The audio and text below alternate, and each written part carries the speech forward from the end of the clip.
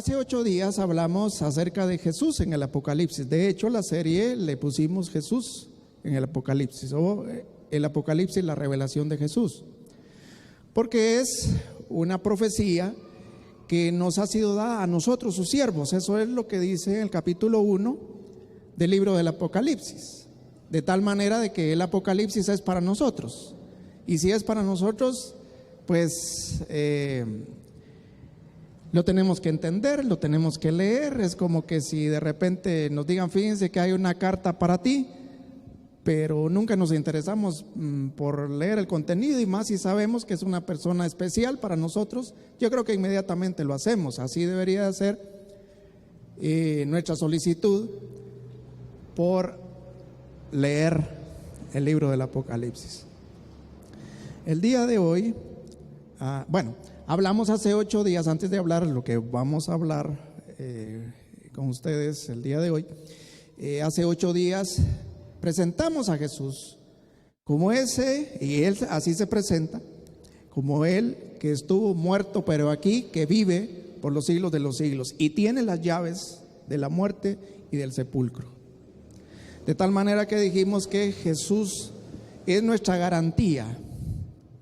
Es la garantía de victoria, es la garantía de esperanza. Y hoy quiero incorporar una frase de una canción que cantamos. Jesús es la garantía de nuestras promesas. Porque sabe una cosa, el día de hoy vamos a ver que su promesa aún sigue estando en pie. Yo le denomino a este tema del Apocalipsis la iglesia en el cielo. ¿Cómo? Sí, aunque usted no lo crea. En el cielo hay iglesia, nadie duerme. Y vamos a hablar acerca de la primera resurrección. Saben, hace 19 años y medio, estaba haciendo cuentas ahora que estaba ahí sentado, hace 19 años, a mí mi hija, teniendo 4 años, me hizo una pregunta que me marcó para siempre. Frente a la tumba de su primer abuelo que fallecía, mi papá, me dijo mi hija: papá, ¿dónde está mi abuelito? ¿Está ahí o está con Dios? Yo recuerdo, y se los digo a mis estudiantes de teología, ha sido la pregunta más difícil que jamás me han hecho. No me la hicieron en las aulas universitarias, no me la hicieron en la iglesia, me la hizo una niña de 4 años.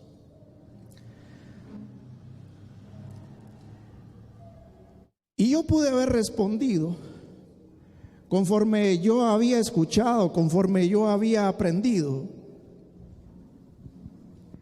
Pero me llené de fe y le dije: mija, tu abuelito no está allí, está en la presencia de Dios. Y yo creo que es una verdad que la iglesia ha perdido. Como dijo Charles Spurgeon, uno de los más grandes predicadores, si no es el más grande de todos los tiempos, el predicador más grande de todos los tiempos, cuando aparecieron en el siglo XIX ideas, por ejemplo, de que los creyentes dormían literalmente. Charles Spurgeon dijo: nunca la iglesia hemos creído eso. Sin embargo, vamos a ver en el Apocalipsis lo que Juan vio, porque eso es una garantía para nosotros. Es ciertamente una revelación para entender que en el cielo nadie duerme, y que simple y sencillamente cuando leemos, por ejemplo, en pasajes como Tesalonicenses, que Pablo se refiere a los que duermen, es decir, a los que murieron, es simple y sencillamente una metáfora, es decir, una figura retórica que no es literal. Ya el Señor Jesús lo había utilizado en el Evangelio de Juan. El problema que yo he encontrado dentro de varios, porque no solamente tiene una explicación, es que, por ejemplo, en las traducciones las traducciones más comunes o más conocidas, como es la versión Reina Valera 1960, que ustedes lo verán en la pantalla del lado derecho, Juan empieza a describir una visión en el cielo, y Juan dice: y vi tronos. Y luego sigue describiendo Y dice, y vivieron y reinaron con el Mesías 1000 años. Y en el versículo 5 dice, pero los otros muertos no volvieron a vivir hasta que se cumplieron los 1000 años. Y hasta el final de ese versículo 5 dice, esta es la primera resurrección. Eso da una idea, o da pie, o fundamento para lo que nos han dicho. Miren, es que Juan vio hasta ese momento a aquellos que estaban muertos y volvieron a vivir, y esa es la primera resurrección. Sin embargo, la traducción de la Biblia textual, alguien puede decir, mire, pero es un asunto de traducción. No, no es un asunto solamente de traducción, una mera traducción. Es que esta traducción de la Biblia textual se fundamenta en textos más antiguos. Y entonces la composición está de la siguiente manera. Miren ustedes la diferencia. Versículo 4 del capítulo 20 dice, y vi tronos. Si usted lee toda la descripción previa, Juan está diciendo, yo vi tronos y se sentaron en ellos. Hasta ahí nadie está muerto. Juan está diciendo, yo vi tronos y se sentaron en ellos y les fue concedido juzgar. Yo vi las almas de los decapitados por causa del testimonio de Jesús y a los que no adoraron a la bestia. Es decir, yo los vi, estaban vivos, porque volvieron a vivir. Me encanta el término que utiliza esta versión, porque en lugar de resurrección dice volvieron a vivir, y volvieron a vivir para reinar con el Mesías 1000 años. Y esa es la primera resurrección. Y solamente después en el versículo 5 dice, pero los demás muertos no volvieron a vivir hasta cumplidos los 1000 años. Quizás usted, por la premura del tiempo, no alcance a distinguir la diferencia. Pero la diferencia es que entre tanto una versión más conocida dice, miren, hasta ese momento resucitaron. En la composición de la versión textual dice, yo los vi y estaban vivos. Estaban prestos para reinar, estaban prestos para juzgar.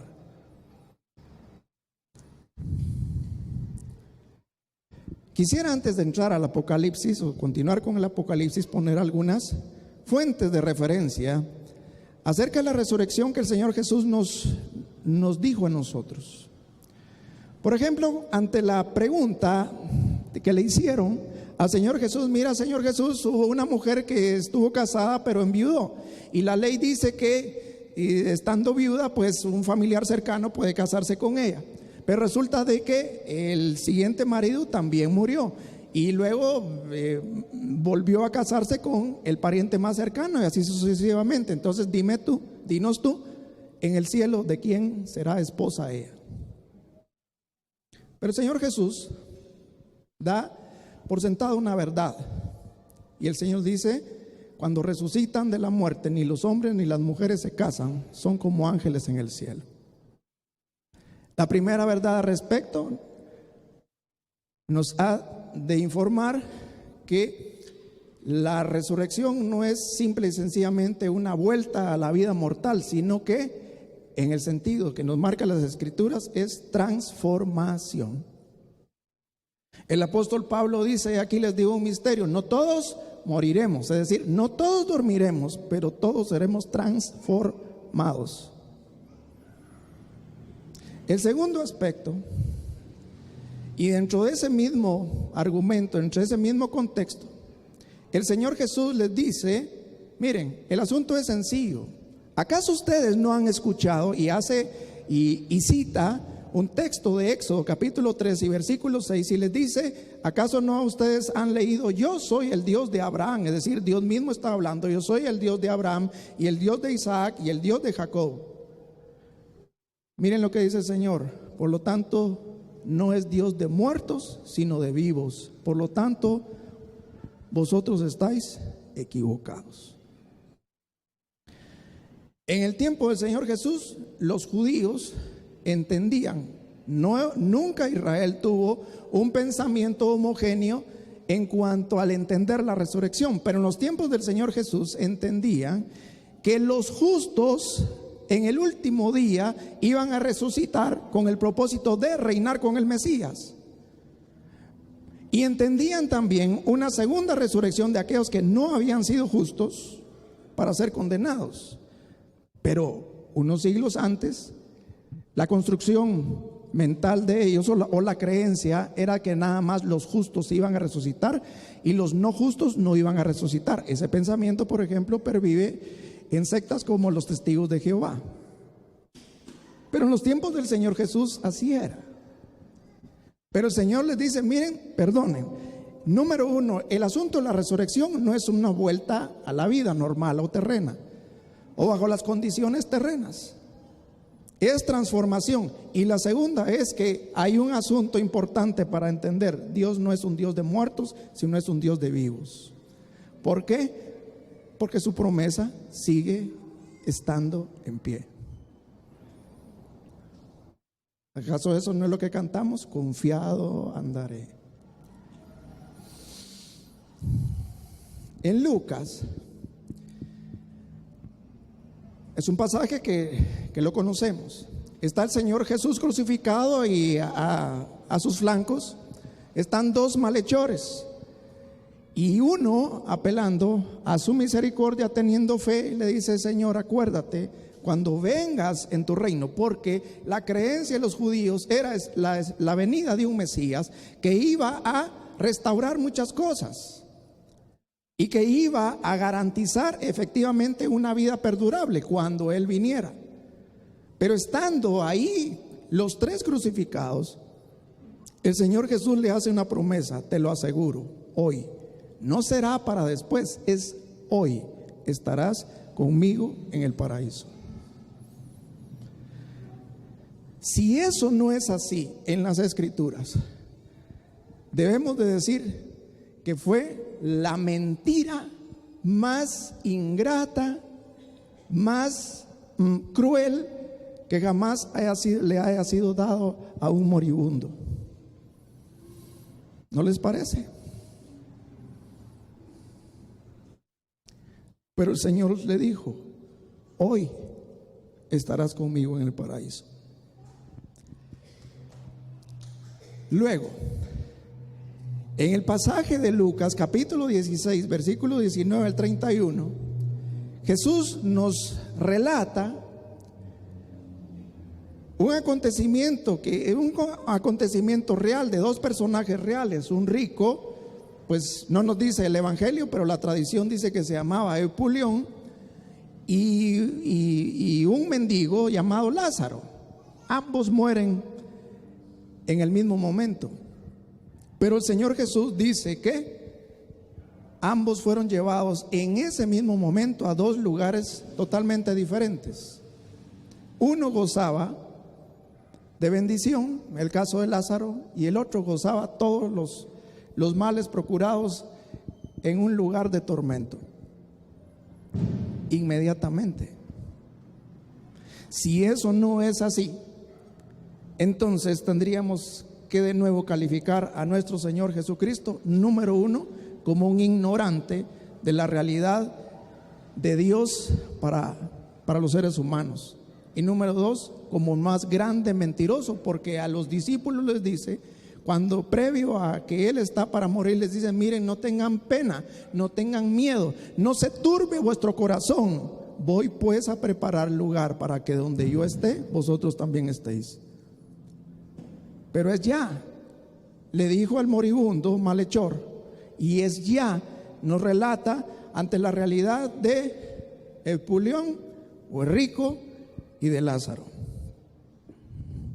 Hay textos de los apóstoles, porque por ejemplo Pablo da por sentado el hecho de que, por ejemplo, la resurrección ya se llevó a cabo. Por supuesto, alguien dirá, pero en sentido espiritual, por supuesto, pero es un entendimiento totalmente diferente al que tenían los judíos, porque el problema es interpretar lo que dice el Apocalipsis en clave judía y no en clave cristiana. Pablo dice que nosotros fuimos sepultados con Él en el bautismo, en el cual fuimos resucitados con Él por la fe. Eso es lo que dice Colosenses 2:12. Dice en Colosenses 3:1: si pues fuisteis resucitados, es decir, ya es inclusive un hecho dado, con el Mesías, buscad las cosas de arriba. Y Efesios 2, 6 al 7 dice que, y juntamente con Jesús, el Cristo nos resucitó y nos hizo sentar en los cielos para mostrar en los siglos venideros la inmensurable riqueza de su gracia en su bondad para con nosotros. ¿Qué de raro entonces hay de que Juan, dentro de las visiones que el Señor le revela, ve a hermanos nuestros que nos han precedido estando vivos en el cielo? Juan dice, Evangelio de Juan: el que oye mi palabra y cree tiene vida eterna y no va a juicio, sino que ha pasado de la muerte a la vida, que ha llegado la hora y ahora es cuando los muertos oirán la voz del Hijo de Dios, y los que oigan vivirán. Y en el 11:25, en el contexto de la resurrección de Lázaro, dice: yo soy la resurrección y la vida, el que me preste adhesión o el que cree en mí, como dicen algunas versiones, aunque muera, vivirá.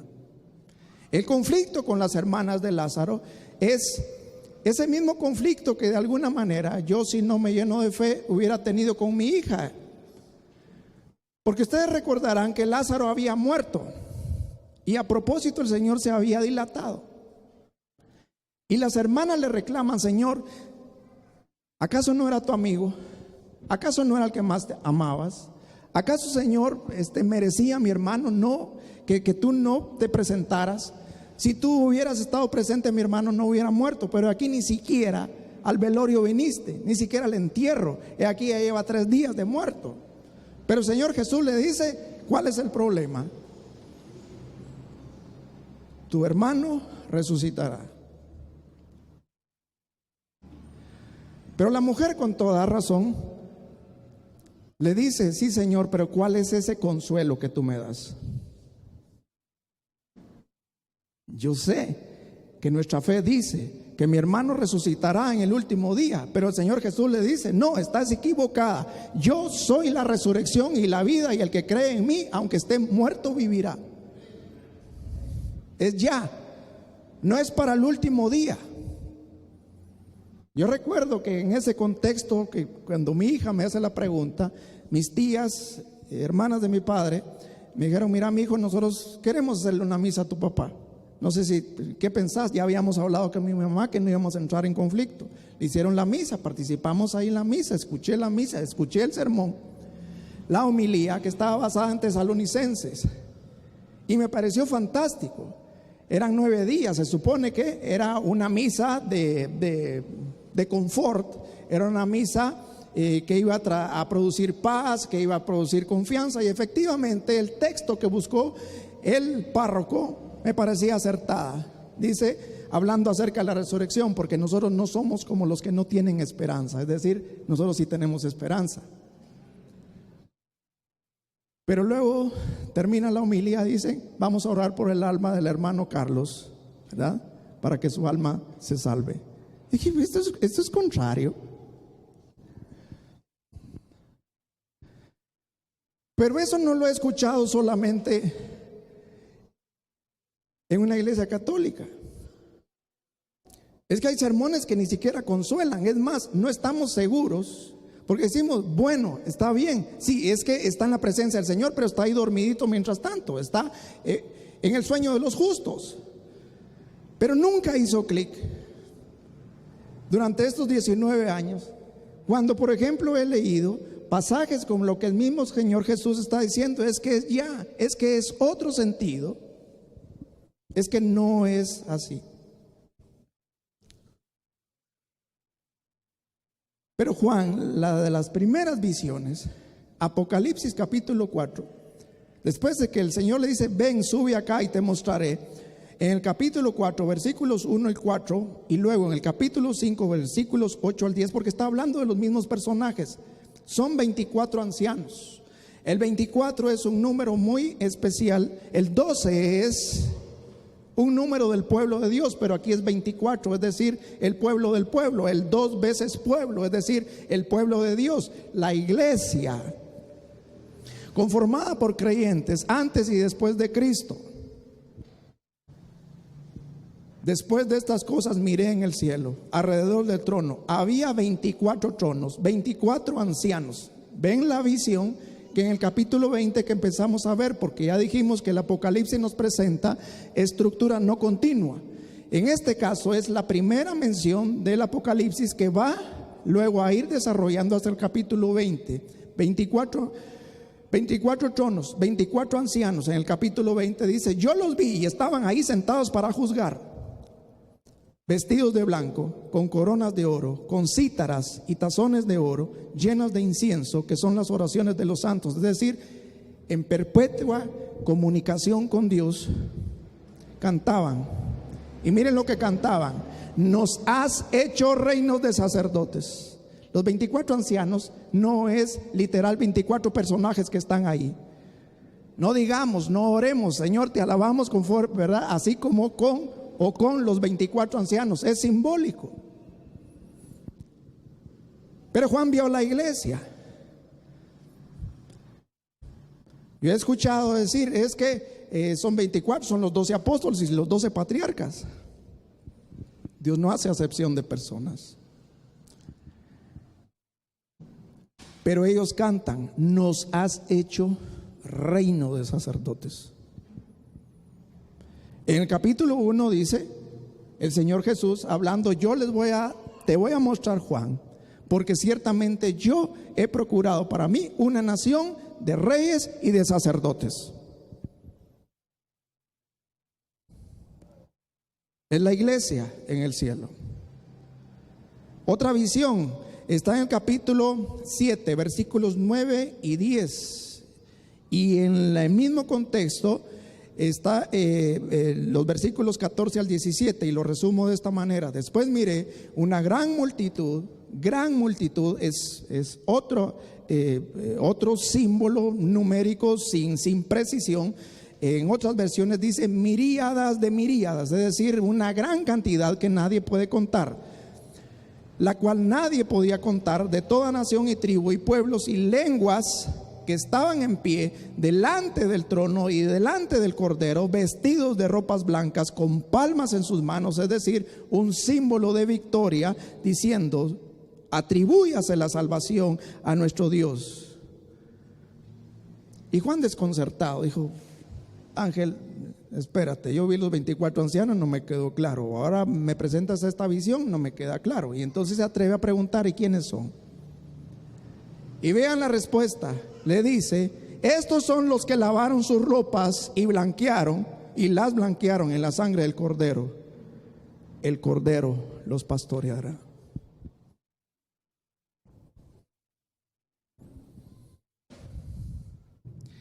Otra visión de la iglesia en los cielos, que por mucho que se esfuerce decir, no, que son 144,000 judíos, así literales, hay una cosa interesante que nos muestra el Apocalipsis. Apocalipsis capítulo 14, versículos 1 al 4. Miré, y aquí el Cordero en pie sobre el monte de Sión, y con él 144,000 que tienen su nombre y el nombre de su Padre escrito en sus frentes. Una de las promesas a la iglesia, Filadelfia particularmente, le dice: yo pondré mi nombre en tu frente. Y tienen su nombre y el nombre de su Padre escrito en sus frentes. Esto lo vamos a ver en contraste con los sellos de la bestia, que también pone en la frente el nombre blasfemo 666, pero estos tienen el nombre de Dios Padre y el nombre de Dios Hijo. Y cantaban delante del trono los que fueron comprados de entre los hombres como primicias para Dios, porque estos son sin mancha. Es interesante cuando se describe los 12,000 de la tribu de Isaacar y 12,000 de la tribu de Rubén y 12,000 y empieza la descripción. Miren, es que son judíos, dice. Sin embargo, es interesante porque no hay ni 12,000 de la tribu de Dan ni 12,000 de la tribu de Efraín. Yo les digo muy bien, si son judíos literales, porque ellos no están. La razón es sencilla y es simbólica. Dan representa en el Antiguo Testamento la idolatría. Y Efraín representa en el Antiguo Testamento lo testarudo, la incredulidad. Pero estos 144,000 son el Israel de Dios. Es lo que Juan ha dicho en el capítulo 2 y en el capítulo 3. Estos son verdaderamente judíos que han creído en Jesús. No son sinagoga del diablo. Es decir, es una señal inequívoca, simbólica en este caso, con que el pueblo de Dios está completo. Y en lugar de las tribus idólatras o de los idólatras y de los incrédulos, ha incorporado a sacerdotes, a la tribu de Leví, y ha incorporado a gente crédula como la tribu de José. Usted conoce la historia y puede ver la distribución de la tierra. No había una tal tribu de José, porque la tribu de José se dividió en sus dos hijos, Manasés y Efraín. Y no había tierra tampoco para los levitas. Pero en el cielo hay tierra para los levitas, que somos ustedes y yo, somos el pueblo de Dios. Y los levitas que nos han precedido están ya gozando de ese privilegio.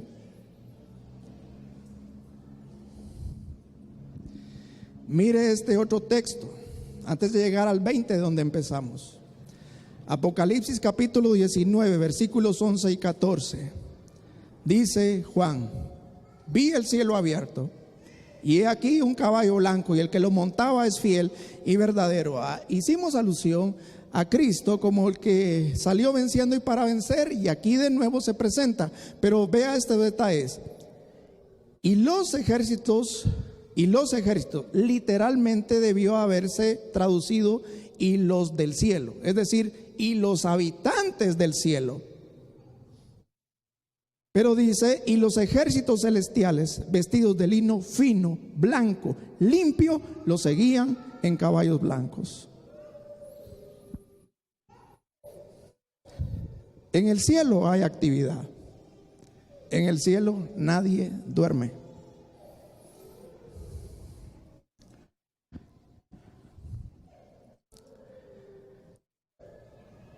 Volvamos al fundamento de las Escrituras.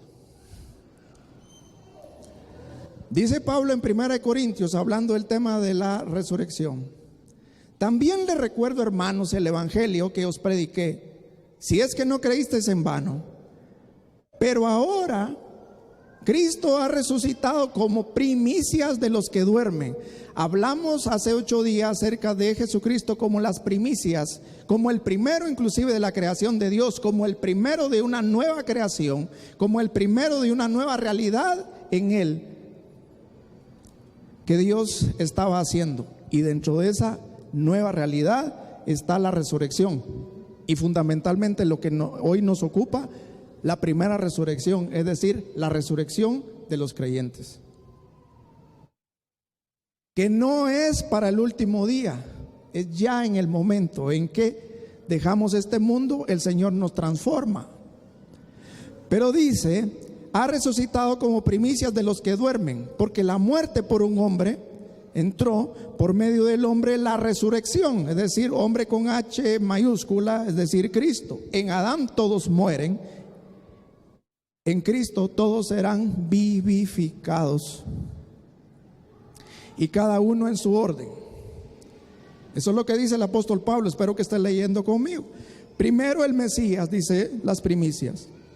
Luego los que son del Mesías. Fíjense que hay una cosa interesante también, que ha habido una mala traducción, que estoy seguro que está sujeta a una mala comprensión.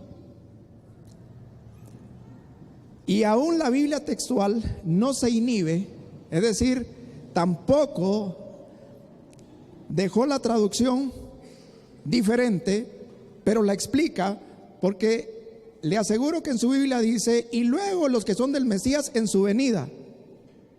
Pero la misma Biblia textual dice, es que literalmente es los que son de Cristo en su presencia. Eso cambia el asunto. No es en su venida.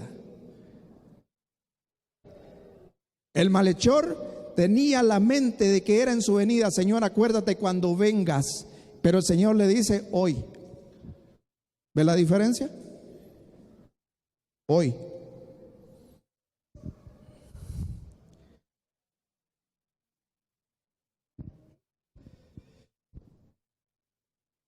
A veces en el paganismo hay más fe. Y no sé si les conté hace 8 días, no recuerdo, he contado muchas veces este episodio de la película 300, cuando Leónidas arenga a su ejército a luchar contra un ejército inconmensurable de caldeos. Les dice: espartanos, hoy estaremos en el Hades. Y todos, ¡guau! Pero era una realidad de los pueblos bárbaros, tener inclusive el consuelo, si se puede llamar así, que después de muertos inmediatamente iban a participar de un más allá. Porque el cristiano no tiene esa esperanza. Nos hemos confundido. Ya lo dijo Charles Spurgeon, nunca creímos eso.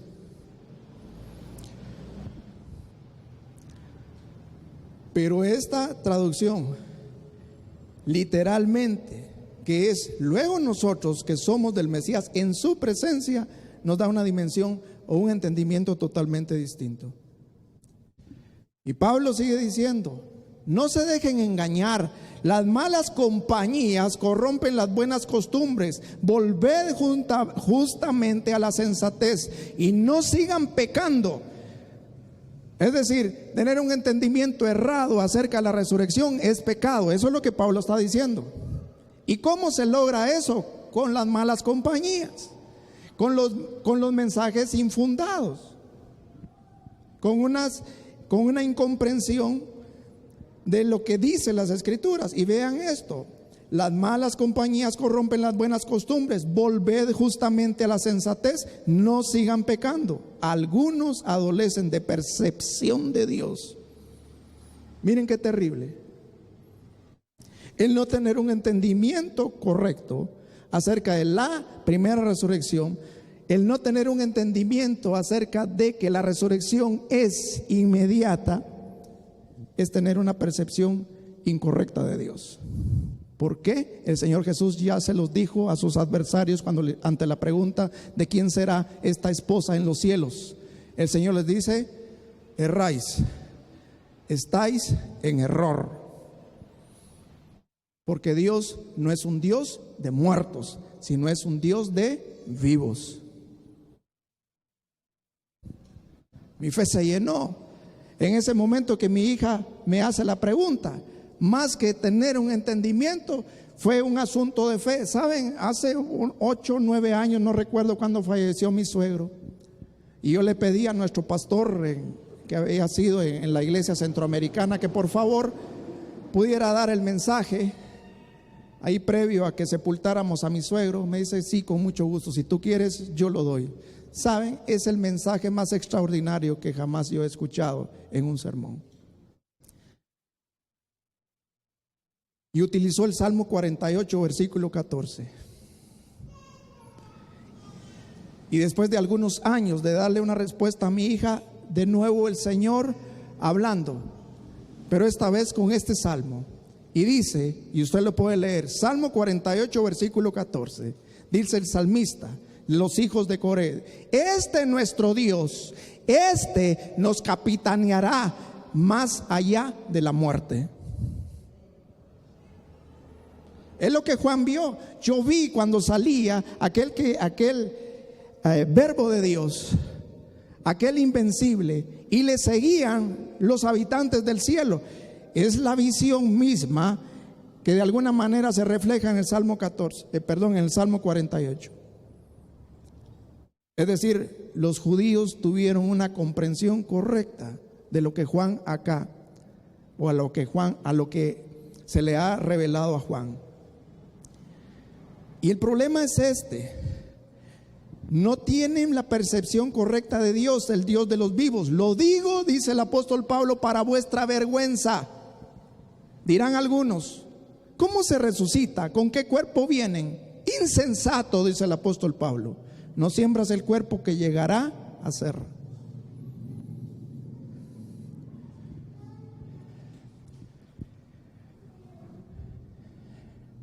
Para sepultar a una prima que fallece 5 o 6 años después, en el mausoleo familiar hubo necesidad de mover el cuerpo de papá.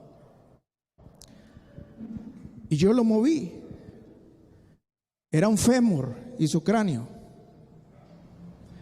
Y me hizo recordar cuando mi hermana lloraba sobre el féretro de mi papá antes que lo sepultáramos. Yo le decía: Mina, mi papá no está allí.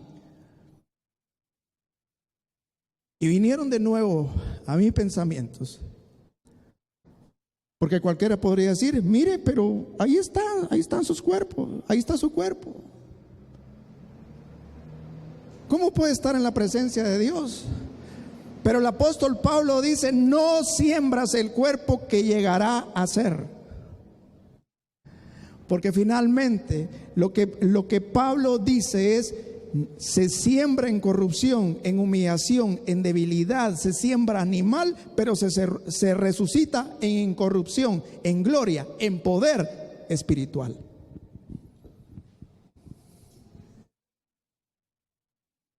¿Cómo me lo puede a mí describir? Me dijo una vez un estudiante. Se me ocurrió, si usted quiere, no se me ha ocurrido una ilustración mejor. Si quizás usted la tiene, al final me la puede decir, por favor. Pero yo le decía: a ver, se lo pongo de la siguiente manera. Usted vive en Zacapa y seguramente usted en el campo ha visto muchos cueritos de culebras que han mudado su cuerpo, que han mudado su piel. Pero la serpiente no está ahí. Se transformó. Hay otras ilustraciones, el de la naturaleza. Claro, es que es muy burdo, sí, pero es que es lo más próximo que para poder explicar esto. Pero el apóstol Pablo lo presenta de una manera magistral y correcta. Simple y sencillamente nos dice: no se siembra el cuerpo que llegará a ser. ¿Por qué? Porque se transforma. Pablo ya lo dijo en Tesalonicenses. Aquí les digo un misterio: no todos moriremos, pero todos seremos transformados.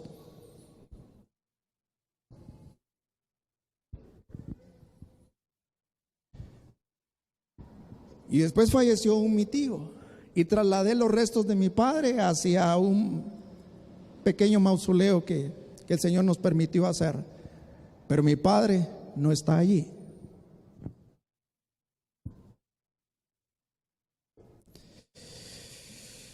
Termino con esto y le voy a pedir por favor a Randall si me ayuda. Y quisiera que cantáramos: su promesa sigue estando en pie. Algunos esperan el final de la trompeta que Pablo anuncia y lo presenta como un gran recibimiento ceremonial, protocolario de los emperadores, de las autoridades romanas en ese tiempo. Así será la venida de Cristo. Es una figura que el apóstol Pablo está utilizando. Algunos dicen: sí, resucitaremos cuando la trompeta final suene. Pero hay una cosa interesante del Apocalipsis. Dice Juan: y estando en el Espíritu en el día dominical, usted lo puede leer en el capítulo 1, oí detrás de mí una gran voz como de trompeta.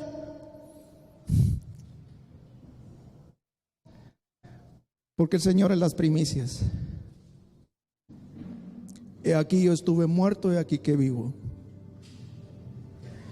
Yo no puedo ni imaginar cuántos recuerdos le venían a ese anciano. Ya dijimos, Juan probablemente tendría entre 90 y 100 años.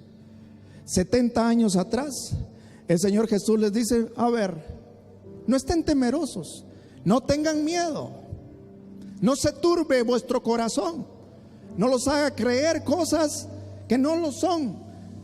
Yo les digo una cosa: les conviene que yo me vaya, porque si me voy, yo les prepararé un lugar para que donde yo esté, vosotros también estéis. ¿Saben una cosa? en la casa de mi Padre hay muchas moradas. Y si no fuera así, yo se los hubiera dicho.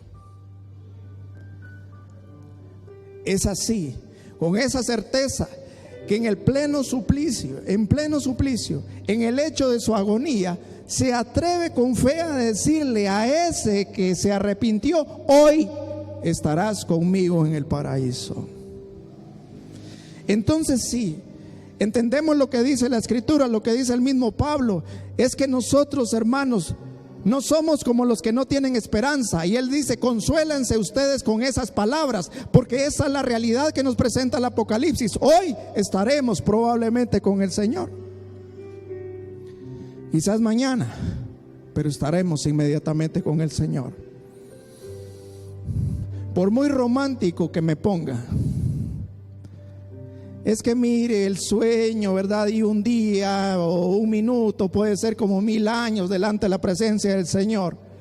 Muerte teológicamente es estar separado de Dios. Y Dios pagó un precio tan alto para que jamás estemos separados de Él. Es decir, para que jamás estemos muertos. En el cielo hay iglesia. Y déjeme decirle una cosa. Usted escuchará, Dios mediante, si Dios me da la vida.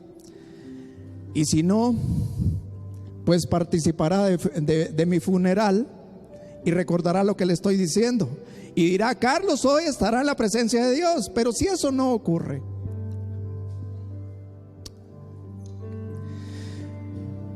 descifraremos el 666. Veremos la responsabilidad que como iglesia tenemos aquí en la tierra dentro de 8 días, que será el contraste de la iglesia en la tierra. Descifraremos quiénes son esa bestia y todo ello. Veremos los cataclismos, los juicios de Dios. ¿Sabe una cosa? Yo, después de dar este estudio en 9 iglesias, estoy convencido: esta es la verdad más fabulosa, la verdad más importante de la revelación de Jesús para nosotros en el Apocalipsis, porque eso cambia nuestra perspectiva. Y por eso dice el apóstol Pablo: a ver, me dan vergüenza, no tienen la percepción correcta de Dios. Eso no es así. Las malas conversaciones corrompen las buenas costumbres.